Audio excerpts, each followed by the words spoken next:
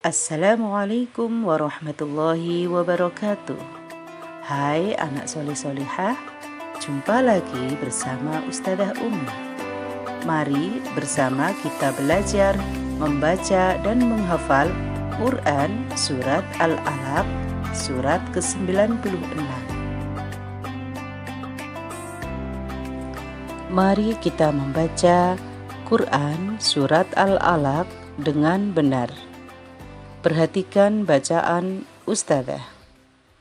A'udzu billahi minasy syaithanir rajim. Bismillahirrahmanirrahim. Iqra' bismi rabbikal ladzi khalaq. Khalaqal insana min 'alaq. Iqra' wa rabbukal akram alladzi 'allama bil qalam 'allamal insana ma lam ya'lam kalla innal insana layatgha ar-ra'ahu istawna inna ila rabbika ruj'a ara'aita alladhi yanha 'abdan idha shalla ara'aita in kana 'alal huda aw amara bittaqwa ara'aita in kadzdzaba wa tawalla alam ya'lam bi anna allaha yara kalla la illam yantahi lanasfa'an bin nasiyah nasiyatin kadhibatin khati'ah falyad'u nadiyah sanad'u zabaniyah kalla la tuti'hu wasjud waqtarib. Selanjutnya, mari kita menghafal menggunakan metode baca simak. Caranya adalah carilah pasangan berdua bersama temanmu. Kemudian satu membaca, yang lain menyimak, dan berlaku kebalikannya. Berikutnya, mari kita pelajari isi kandungan surat Al-Alaq. Perhatikan penjelasan Ustazah. Wahyu pertama yang diterima Nabi Muhammad adalah surat Al-Alaq ayat 1-5. Ayat ini turun bertepatan dengan malam 17 Ramadan. Oleh karena itu, kita peringati sebagai Nuzulul Quran. Nama Al-Alaq diambil dari ayat kedua yang berarti segumpal darah. Surat Al-Alaq terdiri dari 19 ayat. Surat Al-Alaq merupakan urutan surat ke-96 dalam Al-Quran. Setelah surat At-Tin dan sebelum surat Al-Qadr, termasuk golongan surat Makkiyah karena diturunkan di kota Mekah sebelum Nabi Muhammad SAW hijrah ke Madinah. Untuk memudahkan memahami isi kandungan surat Al-Alaq, mari bersama kita bernyanyi dengan lirik Pamanku Datang. Al-Alaq nama suratnya, Makkiyah golongannya, 19 jumlah ayatnya, 96 urutan suratnya.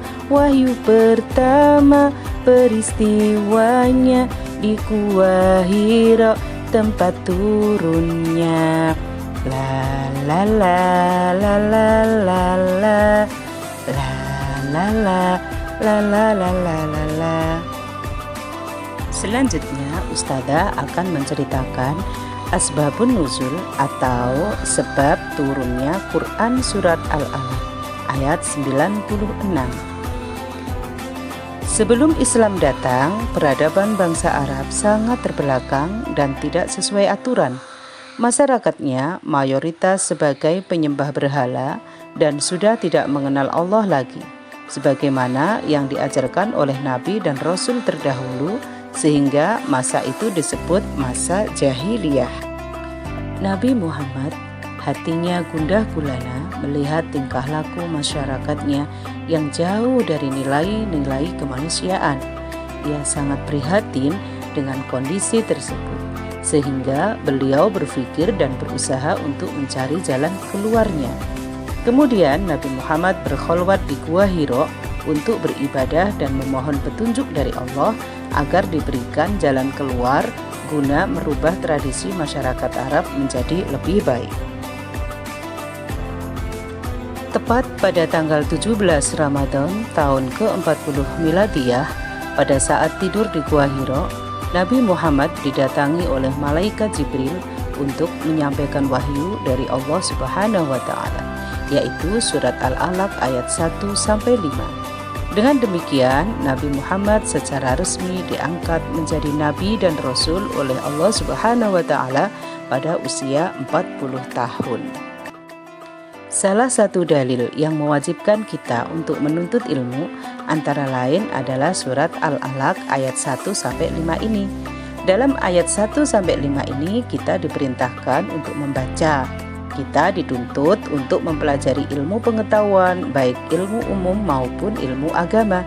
Apalagi saat ini perkembangan teknologi yang begitu pesat, maka kita sebagai seorang muslim harus mampu menguasai teknologi. Karena ilmu pengetahuan itu sangat luas, kita dituntut untuk mencari dan menguasainya. Di samping itu, dengan menguasai ilmu pengetahuan, iman kita kepada Allah akan semakin tebal sehingga kita akan mengenal hakikat penciptaan manusia. Surat ini juga menjelaskan tentang peringatan kepada Abu Jahal yang pernah melarang Nabi Muhammad SAW untuk melaksanakan sholat. Bahkan Abu Jahal mengancam untuk menginjak leher dan membenamkan wajah Nabi Muhammad SAW ke tanah apabila dia mendapati Rasulullah sholat. Namun kenyataannya setelah Abu Jahal melihat Nabi Muhammad sedang sholat, ia mundur, tidak bisa mendekati Rasulullah, apalagi sampai menginjak leher dan membenamkan wajahnya, karena dia merasa seakan-akan ada parit dari api yang menakutkan dan bersayap-sayap. Dari peristiwa ini kita dapat mengambil hikmah bahwasanya manusia seringkali melupakan kenikmatan dari Allah Subhanahu wa taala. Ketika manusia merasa dirinya kaya dan berkecukupan, bahkan ia menjadi takabur dan menganggap orang lain remeh karena merasa orang lain tidak ada yang mampu menandinginya. Allah Subhanahu wa taala pasti akan mengazab orang-orang yang merintangi orang lain untuk berbuat baik dan beribadah di akhirat kelak.